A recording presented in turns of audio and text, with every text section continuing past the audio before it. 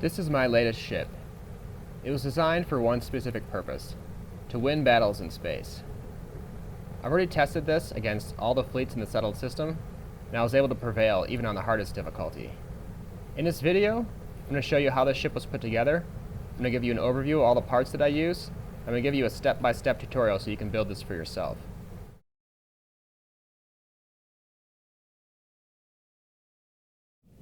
Before we get started on the build, let's talk about where we're going to find all the parts that we'll need. Now you're going to need to have Starship Design Rank 4 in order to attempt this build. In addition, you're going to need to be level 60 in order to buy all the parts. Specifically, this reactor requires you to be level 60. Although you may be able to use a different one, that still requires you to be level 57. Although, you may be able to steal that one, but you still might have problems getting some of the other parts. So this build is really recommended for level 60. If you are level 60 and you have the ability to pilot a Class C ship, you still will need to have completed the first Vanguard mission in order to access this Vanguard Obliterator autoprojector. If you've done all those things, then all of these parts will be available at your outpost shipbuilder. The only two that won't be available for the standard build are the bridge and the reactor. The Kon-Tiki bridge is available from the Stroud-Eklund showroom in Neon. It's right next to Seacard's Outfitters. I used the B400 for the standard version of this build.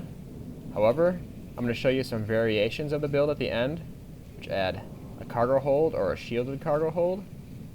And you may want to use a slightly lighter version of the bridge in order to reduce the mass so you can keep the mobility at 100. This Pinch 8Z reactor is also not available from your shipbuilder. However, you can find it at the Stroud-Eklund showroom, so you won't have to go to too many different places. It's the same place you can find the bridge.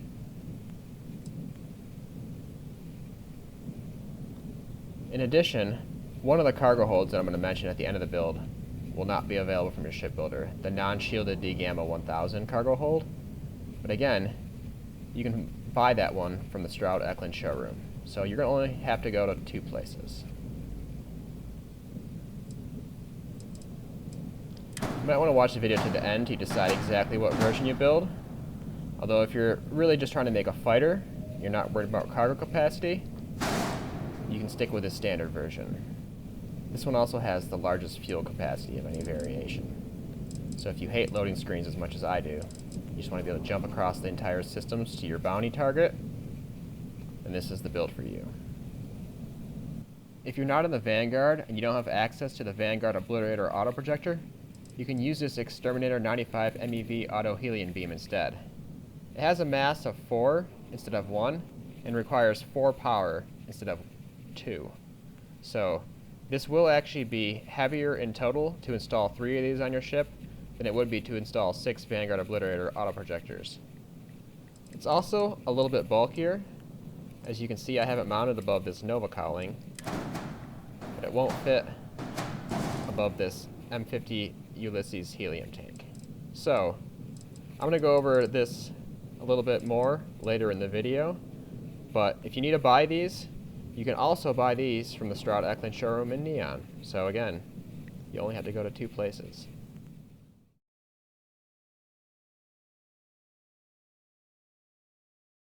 So here we are in the shipbuilder. I've deleted all the components. I have an 85,564 credit refund coming. That should zero out. Now when I was designing this ship, I wanted to make it as strong as possible. So I used this Pinch 8Z reactor. There is another Class C option that produces 40 power, but has a little bit less hull strength. That would be the Sheared Flow SF40.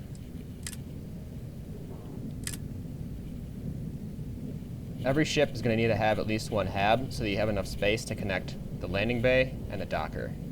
Since the 1x1 habs are pretty useless, I decided to use a 2x1 for this build.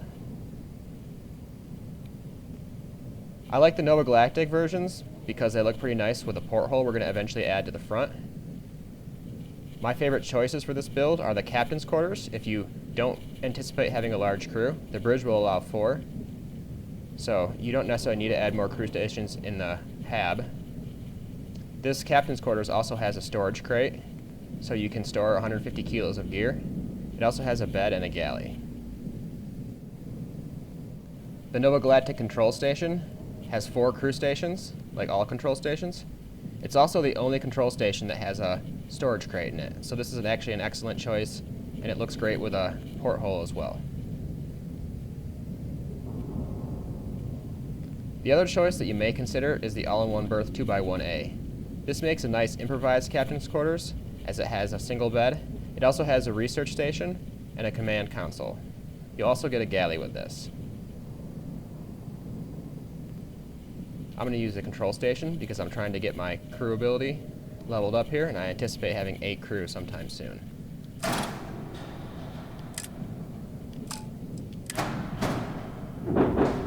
If we try to snap this reactor to the hab, it doesn't work because this reactor doesn't have a bottom snap. The same is true about the SF-40 sheared flow reactor.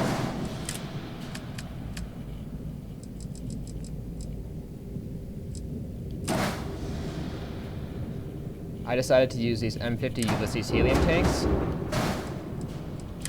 These have 2 snaps on them. So by putting one on the side here, it allows us to connect the reactor to the hab. For the standard version of the build, I added one on the other side as well. This gives us a capacity of 500 fuel, which is going to allow us to jump all over the systems without experiencing too many loading screens.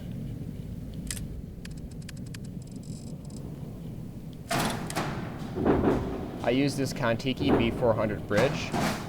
As I said, you'll have to go to the Stroud Eklund showroom to get this.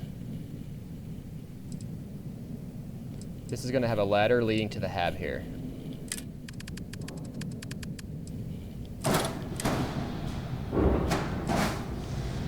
I added these pinpoint landing gear from Teo on each side of the hab. I also decided to add a porthole to the front, so the crew has a front window as well. I use this shipbed 200 landing bay.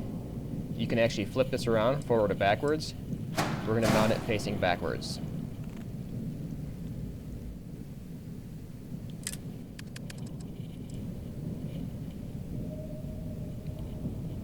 The landing bay will be used to mount the rear landing gear. I used this Hope 6 landing gear. I'm going to use the port aft version. There is actually a short version if you prefer, but I thought this was pretty stylish.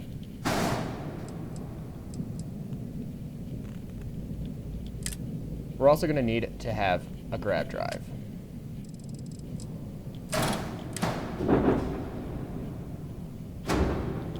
I use this Aurora 12G grab drive. This is going to provide us enough grab jump thrust to get to any system.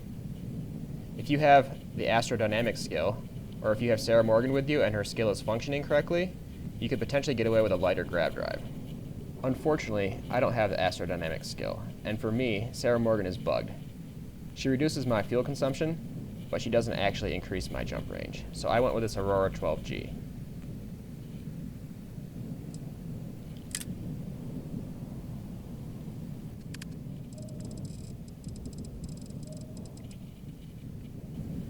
Whatever grab drive you choose, you'll need to make sure that it has side snap mounts, because we're going to use it to mount these Stroud engine bracer A's.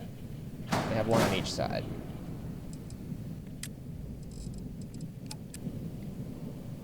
We're going to attach this Nova cowling to the Stroud engine bracer. And we'll flip it and do the same on the other side.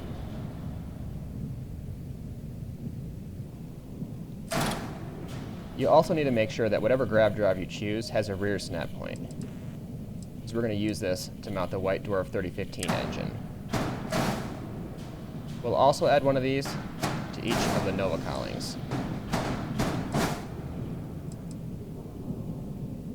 With these 3 engines, we will be able to achieve maximum mobility as long as we keep our mass to 765 or less. These engines also offer the maximum speed of any engine in the game. As you can see, my top speed is 180 without any perks. The only downside of these engines is they have about half the health of a comparable Class A engine that would offer 150 speed. Now this is definitely a real downside, And if you watch the video where I test this build out for the first time against every fleet in the settled systems, you'll actually see that I lost my engines a couple times during that. So it's definitely not a free upgrade to this fast engine. However, I think the speed can be worth the reduced durability in some cases.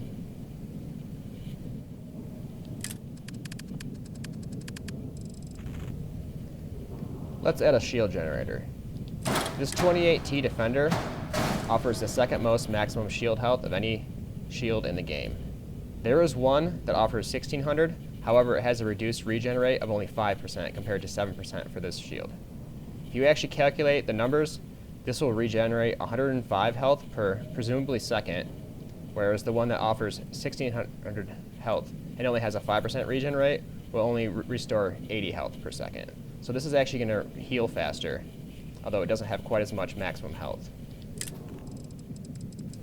The other downside to this shield, which is another reason why I won't be using it, is it has a mass of 160, which is going to be a severe problem for this build when we're trying to keep it light.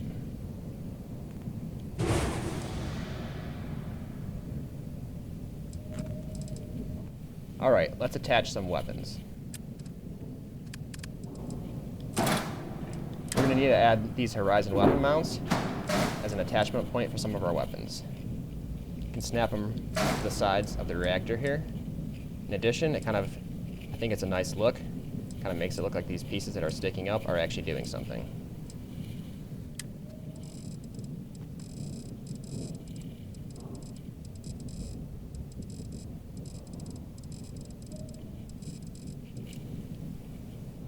I'm going to start with the PBO 175 Auto Helium Beam. This is my favorite weapon in the game because it's extremely effective. One of the things you don't see in the stats is how many shots you're going to have from your weapon before it depletes its initial charge.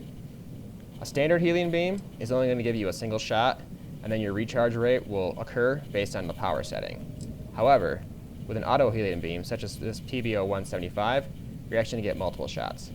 This one actually allows 9 bursts of 3 to be fired before it even depletes the battery. That means if you ran this at a single power setting, you would still be able to fire 9 shots before the reload would occur. This thing has excellent burst damage, and it's probably the best weapon in the game. Since it consumes 3 max power, we can install 4 of them.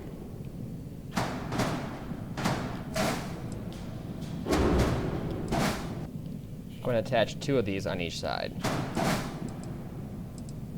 As you can see, this Nova Cowling has a decent amount of attachment points for weapons.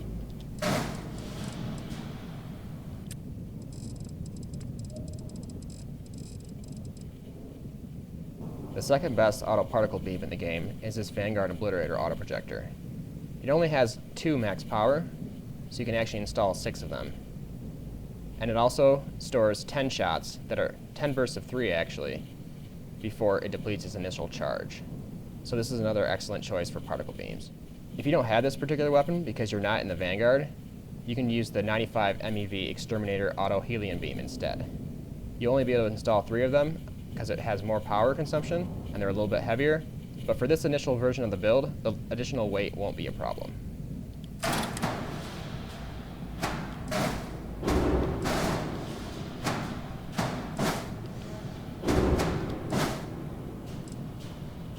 So I installed 2 on each of these Nova Cowlings.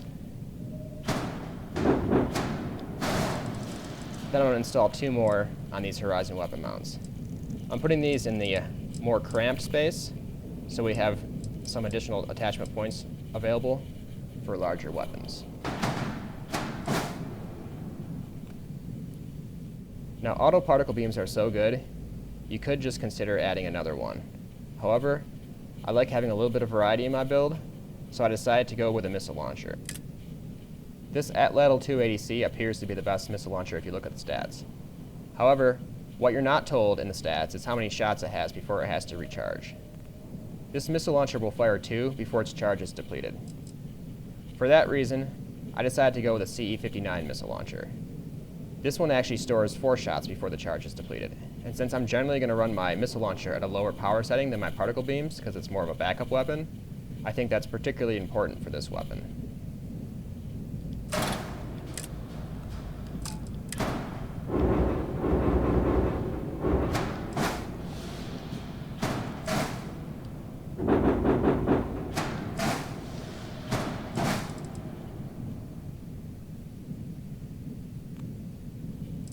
Since this CE-59 missile launcher only requires 3 max power, you can install 4 of them on your build. This gives it a pretty nice damage total. I should point out that the Atlatl 2 ADC requires more power, so you can only install 3 of them.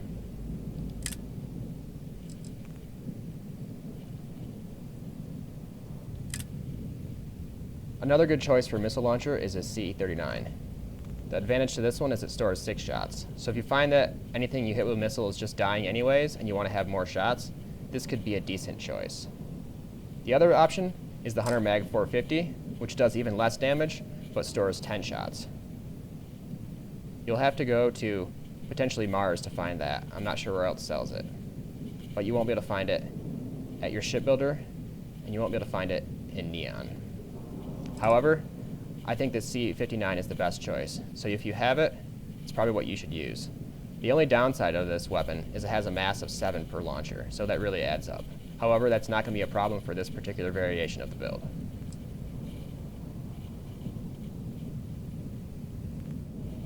Alright, let's group our weapons.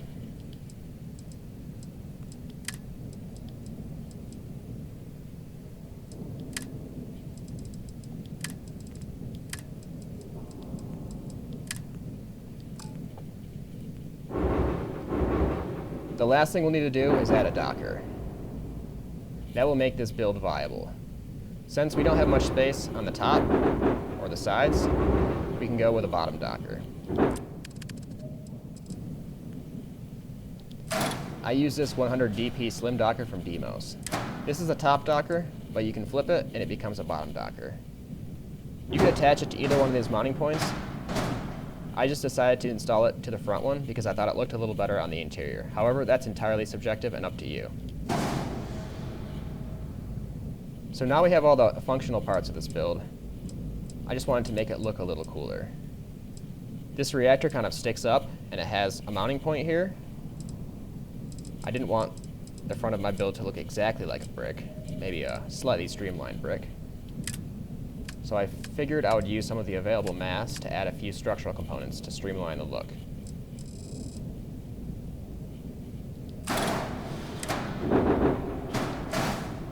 I installed these HopeTech pipes, and they snap to the front of the Pinch 8Z reactor.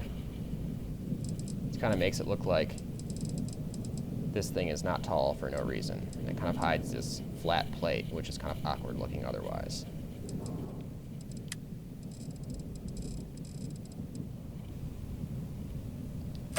I also decided to add this Demos radiator. I think this looks really nice with this particular reactor, since they both have a similar copperish color.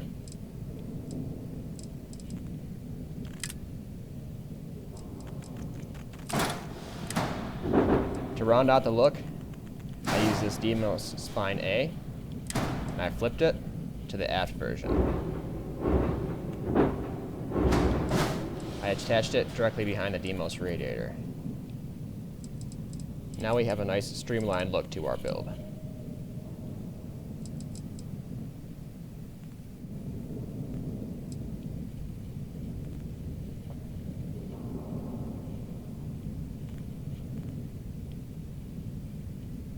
All that's left is to give it some paint.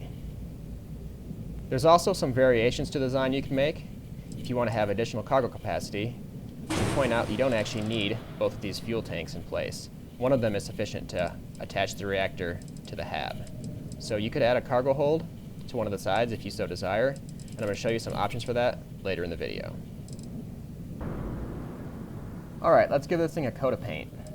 I'm just going to select everything all at once. I'm going to paint it this gray color. And for the second color, I think I'm going to use a bright red.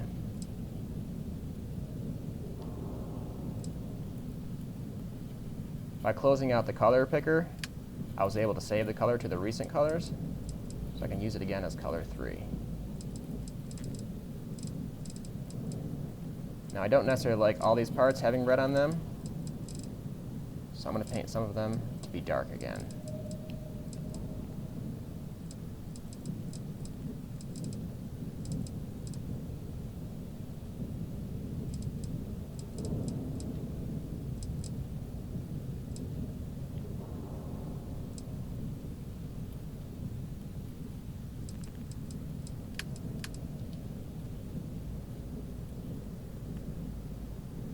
That's looking pretty nice.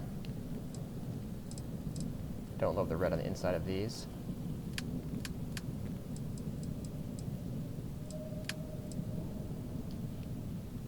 So I'll paint that gray as well.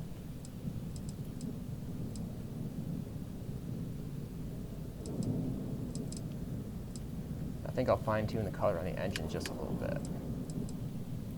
Gonna darken up the exhaust area.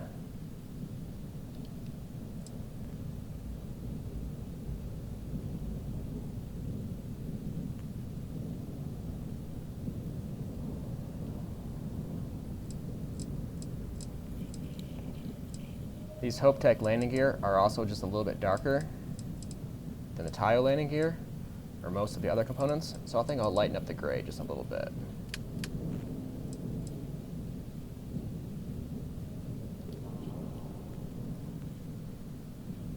There we go. This is about how I had her painted. I think I may not love the red on the front of these pieces either, so I might darken that up too.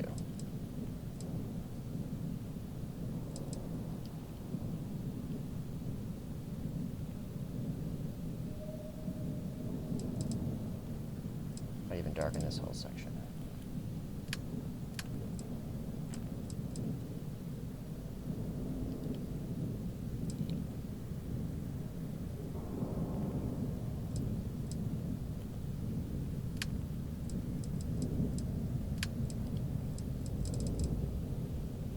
Of course, you can paint it however you want, but I just figured I'd show you how I painted it.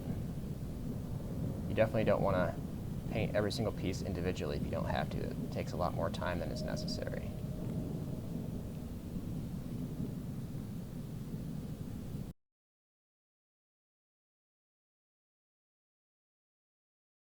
I know some of you will probably want a little bit more cargo capacity, so I found a way to add this D-Gamma 1000 cargo hold. What I did was I removed one of the M50 Ulysses helium tanks, then I added a M30 helium tank in its place. This gave me enough room to add the D-Gamma 1000 cargo hold, but my mass was a little bit high, which made my mobility less than 100. In order to get the mobility back to 100, I replaced the Pinch 8Z reactor with this SF40 sheared flow reactor. This still produces 40 power, but it has less mass, and it also has a little bit less hull strength. I also went for a lighter bridge. This still has the same interior layout, it just has less cargo capacity and less mass. This would actually put you at 764, so you'd be one lighter than previously, but I decided to replace the Demos radiator with this Demos Spine B. The real reason I did that, I just didn't like the gold on the radiator not matching this like other metallic color on the reactor. So now I actually have 2 available mass. If you added 3 mass, your mobility would be at 99, which isn't actually the worst thing.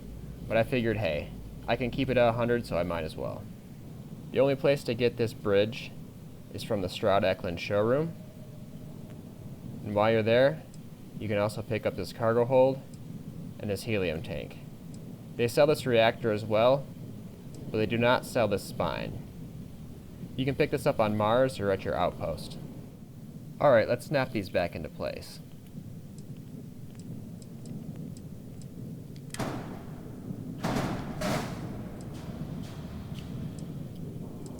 And as you can see, looks just about the same. Just have a little cargo hold down here. I know some of you will want to be smugglers as well, so I'll show you how you can tweak this thing to fit a shielded cargo hold.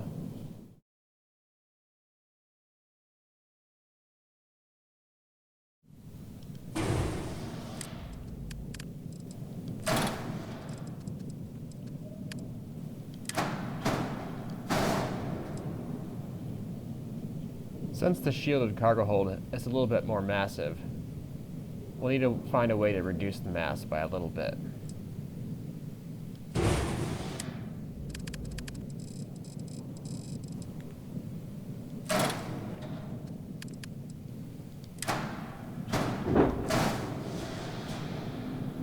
This This Nova Cowling can be purchased on Mars or from any place that sells Nova Galactic parts. You can also find it at your outpost.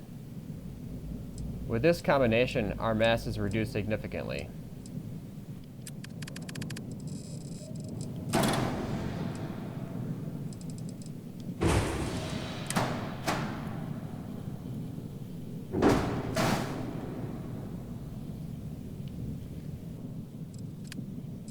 I was able to save so much mass by just using a cowling here that I was able to restore the original Pinch 8Z reactor. Now the mass on this is so close, you actually can't use the Deimos radiator because it has a mass of 3. But if you use the Deimos spine, you'll be at exactly the mass that is required to allow 100 mobility. This smuggler version uses the Kontiki B310 bridge, which has a mass of 17. There is actually one that's lighter. The B300 has a mass of 15. So if you're really attached to that Deimos radiator, you can use this bridge and add the radiator back if you love that gold color. The only downside is you'll lose 20 cargo capacity from your non-shielded cargo hold.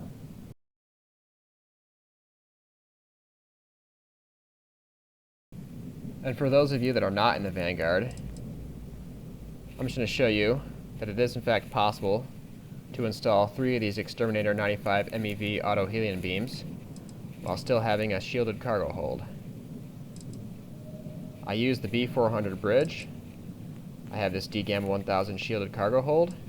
I use this Nova Cowling, which is just a cosmetic piece.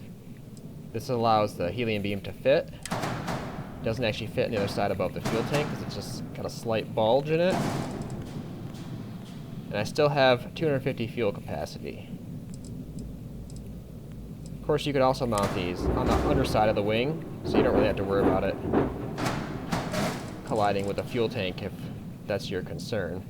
I just kind of figured it'd be nice to have this thing a little closer to center if possible. The other thing I had to do to save mass for this particular build, to allow this shielded cargo hold in conjunction with these Exterminator 95 MEV auto helium beams, was I had to use this SF40 sheared flow reactor.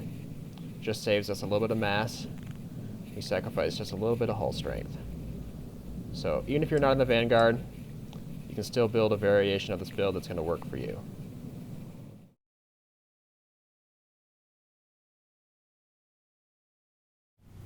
This is the Nova Galactic All-in-1A. It actually makes a nice improvised captain quarters for the lone wolf type of pilot. Unlike a captain's quarters, it'll actually give you 2 capacity for passengers in case you really want to carry someone. With this back hatch here, we won't get the bathroom. However, we will get a navigation console. We'll also get a galley and a research station. This is also one of the only HABs besides captain's quarters that has a single bed as opposed to a bunk. The difference between a captain's quarters and this HAB is if you add a doorway here or a window here, the bed will disappear, whereas captain quarters, the beds are usually positioned so they won't. However, since we have our landing gear on the outside here, we're not going to be adding a window, so we don't have to worry about that. This is what the interior will look like if you use the Nova Galactic captain's quarters. Here's our landing bay, and right when we enter, we're going to have this nice storage crate. We'll also have a galley, and with all captain's quarters, we'll have a bed.